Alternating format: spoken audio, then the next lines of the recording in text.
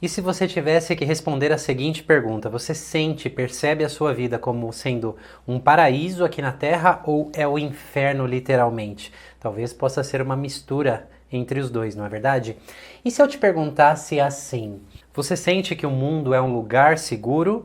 Você pode confiar nas pessoas ou você não pode confiar em ninguém e você só pode depender de você mesmo? Essas são perguntas bastante interessantes, não é verdade? Mas muito diferente de falar que depois de ver esse vídeo você vai mudar completamente a sua percepção e vai tornar a sua vida um paraíso, porque isso é uma baita de uma mentira, você concorda? E muitas pessoas vendem isso na internet. Eu quero te mostrar aqui o como a nossa percepção ela molda a nossa realidade.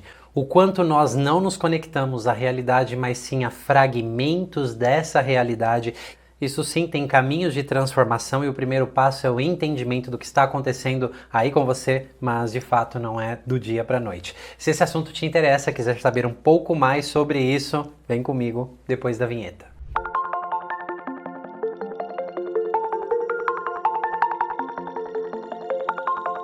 Olá, eu sou Manuel Augusto, sou fundador do Núcleo Terapêutico Sinapse, criador da metodologia MIRI, Metodologia Integrativa de Reconexão do Eu. Metodologia essa que aborda, que engloba mais de 16 abordagens terapêuticas diferentes, ok? E muitos outros pilares que podem tornar um processo terapêutico bastante efetivo. Bom, antes de entrar nessa temática, eu queria te fazer um convite para você fazer o download do nosso mais novo e-book Vá Além na Terapia. E por tempo limitado o download desse book vai ser gratuito, então não perca tempo. Na descrição desse vídeo você vai encontrar o link aí para você fazer o download, conhecer um pouco mais da metodologia MIRI e os contextos que influenciam a nossa vida. A propósito, você já ouviu essa citação de Albert Einstein? Para mim é uma das mais brilhantes dentre tantas citações que ele tem. É muito fácil prever o futuro de uma criança de 6 anos com uma simples pergunta: se ela sente o mundo como um lugar seguro ou não. A resposta dessa criança, né, vai definir o futuro dela. E por que Einstein fala isso, né? Então aqui eu vou deixar você saber exatamente como isso acontece na nossa vida.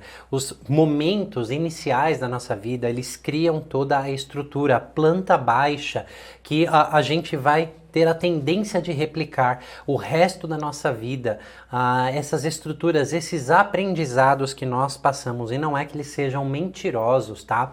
Mas são fragmentos da realidade onde nós nos conectamos à vida a partir apenas desses momentos. Eu quero trazer para você aqui um estudo muito interessante encabeçado por Bessel van der Kolk, feito com crianças a partir de algumas imagens, né? Então ele trabalhava com crianças traumatizadas, né? Na verdade que haviam sofrido muita negligência, muitos abusos físicos, emocionais, de diversas modalidades assim, situações muito traumáticas na infância. E nesse estudo também consistiu em trazer um grupo de controle de crianças que eram de famílias exatamente assim muito parecidas, né, com o nível social, né, onde elas estudavam, o ambiente no qual elas haviam crescido, exceto que essas crianças do grupo de controle, embora, né, em bairros pobres ali dos Estados Unidos, tivessem visto muita violência, não sofreram na pele muitos abusos diretamente, né, através de familiares ou de outras pessoas fora da família. Então, o resultado dessa pesquisa é bastante interessante e eles fizeram o seguinte: eles recortaram algumas imagens, né, de revistas, imagens completamente aleatórias, e deixavam essas crianças ver essas imagens e pediam para as crianças construir histórias a partir das imagens que eles viam. Então essa imagem que você está vendo aí, quando ela era mostrada para essas crianças que haviam sido negligenciadas, abusadas de diversas formas, né, que haviam sido traumatizadas, pediam para que elas contassem histórias a partir dessas imagens. Então, por exemplo, né, eram histórias assustadoras. Essa menininha vai pegar essa chave que ela está na mão, ela vai esmagar a cabeça do pai, o sangue vai espalhar por todos os lugares, o menininho vai tirar um macaco embaixo do carro, isso vai esmagar o pai, ele vai sair dando risada. Ou o carro vai cair em cima do pai, ele vai perder as pernas e os filhos vão ficar sem ele pelo resto da vida. Então, olha só que interessante, né? Porque quando essa mesma foto era mostrada para essas crianças do grupo de controle, e vale de novo reforçar que elas viam, testemunhavam muita violência, né? Porque eram em periferias dos Estados Unidos, que eles pegaram essas crianças, só que elas não tinham sido abusadas diretamente. As histórias que elas construíam eram bastante diferentes e muitas com um final feliz. Por exemplo, os filhos estão ali aguardando o pai trocar a roda do carro ou arrumar alguma coisa para levar eles depois, por exemplo, para comer um hambúrguer delicioso no McDonald's. E outra imagem como essa que você está vendo aí, as crianças começavam a falar que essa mãe tinha sido abandonada, grávida, e ela estava pensando em abortar o filho, ela estava pensando em se suicidar, histórias assim. E quando essa mesma imagem era mostrada para o grupo de controle, finais felizes eram adicionados. Por exemplo, uma menininha mesma disse o seguinte: nossa, ela está reflexiva, nota-se uma tristeza no olhar dela porque ela perdeu o marido e ela agora está grávida, mas ela vai encontrar uma pessoa na vida que vai realmente amá-la e eles vão conseguir passar tudo isso juntos com muito amor. Olha só que interessante a diferença da resposta dessas crianças, né? E por que é que eu quis trazer essa pesquisa aqui para você? Lembra da frase de Einstein que eu citei um pouquinho antes nesse vídeo? O que vai moldando esse senso de mundo em relação ao mundo? O que vai construindo essas histórias interiores dentro de cada criança? Ok? As experiências que elas passaram, né? Então, quanto mais traumas nós temos no início da vida, falta de afeto, negligência, isso vai moldando a nossa percepção de mundo, e eu quero ir mais a fundo com você. Porque também tudo que acontece dentro do útero, a propósito, tem uma frase de William Emerson, que é mais ou menos assim: não vai haver um outro período na sua vida que você vai se desenvolver tanto quanto naqueles 9 meses.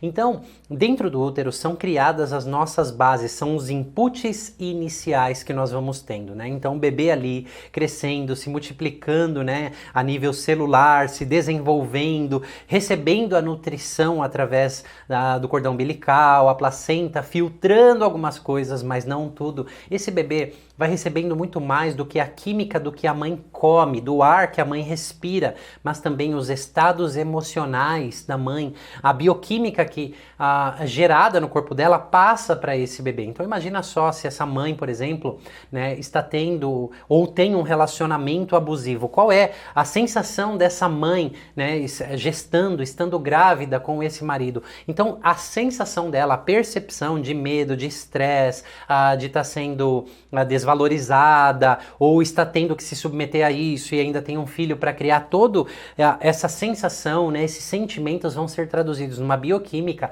e essa bioquímica vai ser passada para o feto, né? Às vezes são pais ali que, por exemplo, estão passando um problema financeiro, justo agora que a mulher está grávida. Eu já atendi até um caso assim, por exemplo, aquele pai descobriu que estava com câncer, teve que vender o apartamento, né, para curar, para tratar o câncer dele próprio, e a mulher grávida. Então olha só, não tem nada a ver com a criança, eles queriam muito a criança, mas você consegue imaginar o nível de estresse, o nível de medo que eles estavam passando com tudo isso? O bebezinho lá está crescendo dentro do útero, só que a bioquímica, né, das emoções da mãe é passado para ele. Existem vários outros cenários. E se uma mãe tenta abortar esse filho? E se acontece algo, por exemplo, biológico com a mãe, um descolamento de placenta, uma eclâmpsia, uma diabetes gestacional, e essa mãe tem que ficar em repouso? Toda essa informação é passado pelo cordão umbilical, né? E esse feto vai absorvendo isso, e a nível celular vem essas respostas, porque é mais ou menos para sobrevivência. Tudo que está acontecendo aqui é como se esse feto já estivesse se preparando para a vida, para o que vem depois, porque basicamente, né, se eu estou crescendo na barriga dessa mãe, receber essas informações é muito útil, porque eu vou me preparando para o que vem depois, né? Eu vou estar, né, teoricamente nesse núcleo familiar, e isso possivelmente vai se repetir. Então, toda essa informação vai sendo absorvida e vai construindo, né, as bases desse pequenino que vai vir ao mundo, né, já se baseando nessa experiência que ele espera lá fora, tá? Por isso que dentro do útero, né, essa predisposição, o template, as bases se iniciam ali, e a primeira infância tem um tremendo tremendo poder de reforçar o que aconteceu lá de forma negativa ou de suavizar, né? Porque até os 3 anos de idade, o nosso cérebro é o momento de mais conexões neuronais. Então, se tem muito afeto, se tem muito amor, se tem muito carinho, se tem muito da conexão com os pais, um senso de segurança,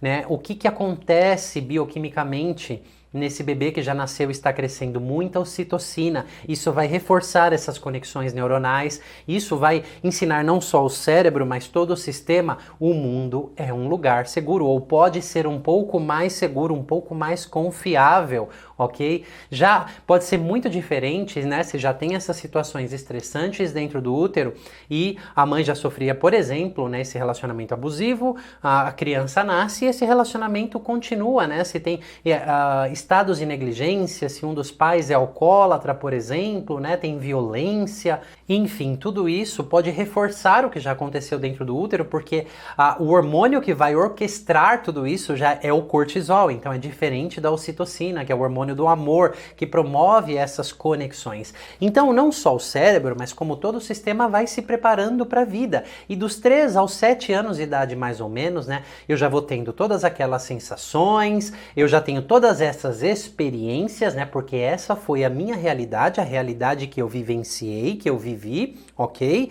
E agora eu vou dando nome às coisas, eu vou criando rótulos, eu vou colocando aquelas frases dentro de mim, que é o que nós hoje conhecemos como crenças limitantes. Então você entende, né, que a frase, a crença, ela é a última parte, né, é o carimbo lá de toda uma experiência bioquímica que já aconteceu e já se constatou até ali. Então, agora a gente volta para a pesquisa de Bessel van der Kolk, né? Por que aquelas crianças, né, negligenciadas, traumatizadas, abusadas, criavam aquela história? Porque todo esse sistema agora enxerga o mundo a partir dessas lentes. E se eu tive muito amor, muito amparo, também o meu senso de segurança, o meu senso de conexão com a vida vai ser diferente, tá? E tem um outro fator determinante aqui. Por exemplo, se você pega um aparelho de eletroencefalograma, coloca na cabeça de um bebê de até 2 anos de idade, vão se apresentar ali ondas delta, né? Por isso crianças até 2 anos dormem muito. É um estado profundamente hipnótico, né? De ondas cerebrais muito baixas. De 2 a 7 anos, a onda predominante são ondas teta, né? Que é um estado muito imaginativo, né? Se você tem um contato, já teve crianças, né? Ou já conheceu algumas, sabe que essa é uma fase de muita imaginação. Esses 2 estados são estados extremamente hipnóticos.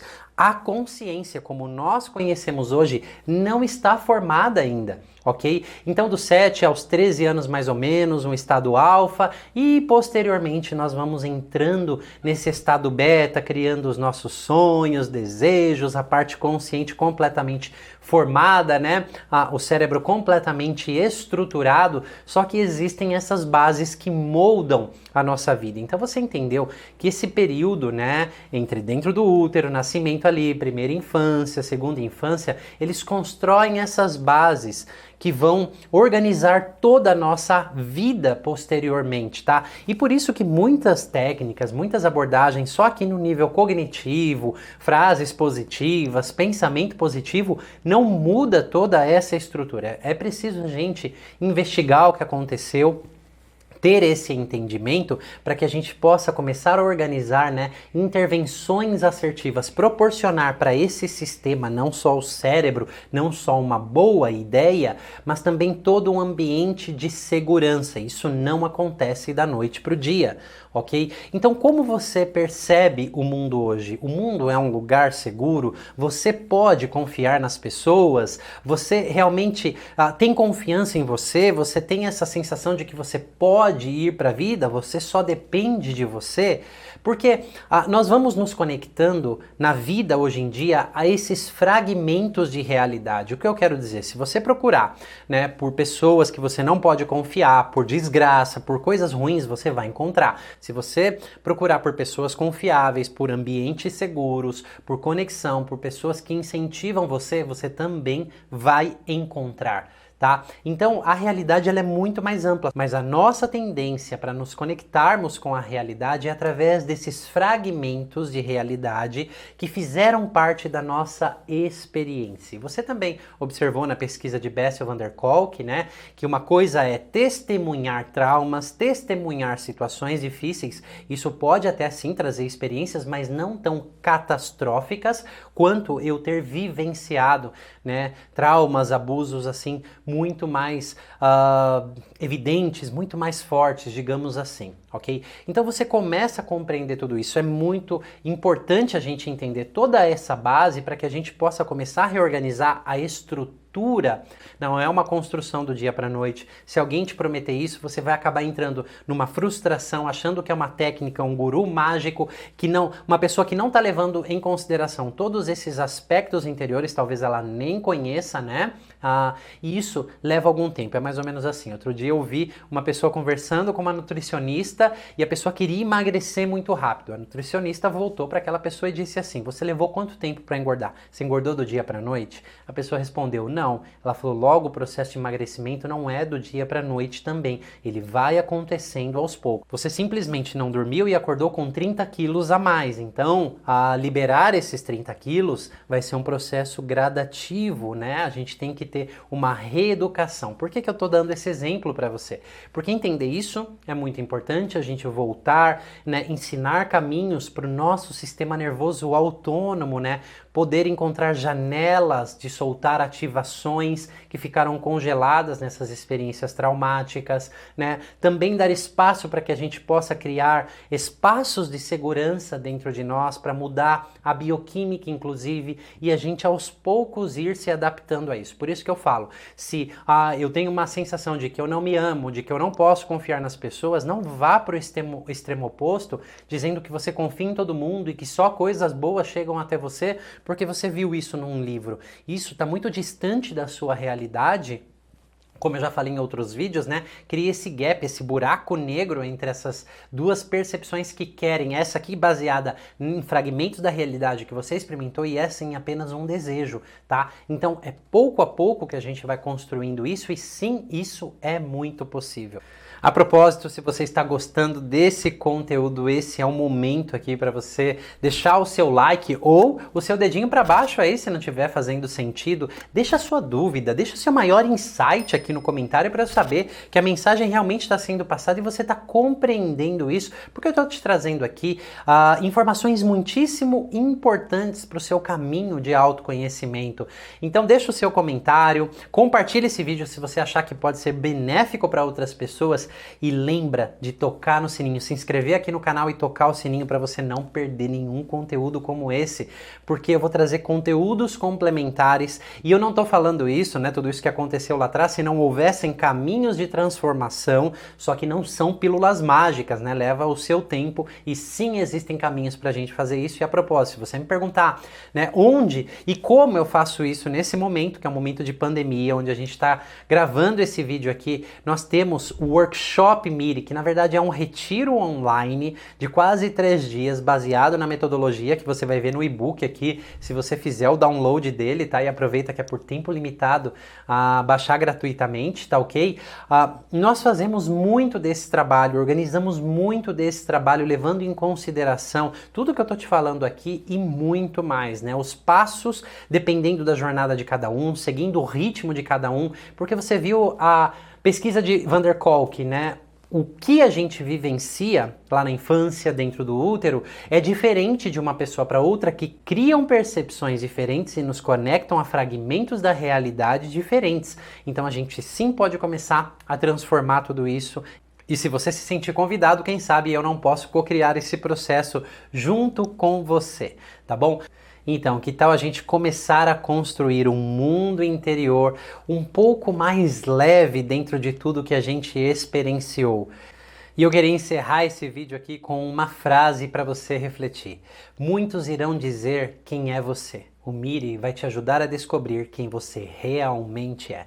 Nesse vídeo eu vou ficando por aqui. Deixa o seu like, deixa o seu comentário ou seu dedinho para baixo se você não curtiu. E você já sabe, te vejo na próxima. Eu não conseguia raciocinar e colocar em palavras o tanto de dor que eu tinha dentro. E eu não conseguia pôr isso para fora, porque eu nunca tinha tido coragem de chegar perto delas para falar: oi, vocês estão aí, eu estou te vendo. E eu lembro que o processo, a minha condução foi muito difícil e foi bem complicada, e aos poucos, depois dela, eu fui conseguindo me abrir e acessar algumas dores, acessar algumas coisas, compreender essas partes de mim que precisam ser vistas, acolhidas, e que as coisas vão acontecendo ao longo do tempo e do processo, e o tanto que a gente vai se permitindo isso. Só tenho a agradecer ao Manuel, que para mim é uma das... Eu falei na outra vez, falo de novo, é um anjo que está aqui, que tem um carinho e tem a forma certa de conduzir cada um e conduzir todos ao mesmo tempo. É maravilhoso. Parabéns, obrigadas meninas sempre. Eu tenho vontade de colocar todo mundo no potinho para ficar ali, junto. Obrigada mesmo. Encabeçado por Bessel van der Kolk, que foi... Aqui eu quero mostrar um estudo para você muito interessante, encabeçado por Bessel van der Kolk. Aqui eu quero mostrar através desses fragmentos